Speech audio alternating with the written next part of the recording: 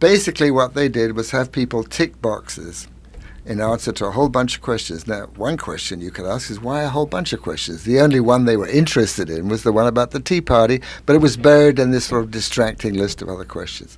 And what they found was that a small number of people who were racially threatened, that's their expression, a small number of the people who are racially threatened versus not racially threatened favored the Tea Party. In other words, there was a slight preponderance of people who were threatened who favored the Tea Party. Okay, now how were they threatened? How were they threatened?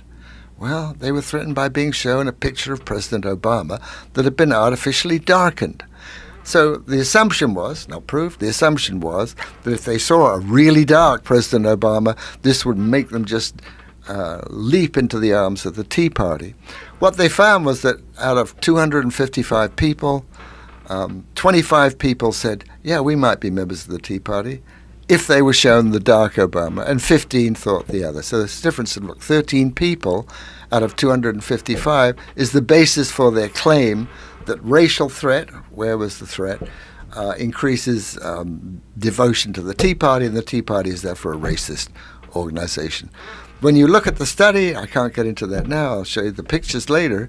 When you get into the study, you find that, first of all, the effect is not in any way reliable. In other words, it's highly unlikely if somebody repeated this study, they would get the same result. Second of all, the number of interpretations is very, very large. Why did they embed this question in a list of confusing questions? We don't really know.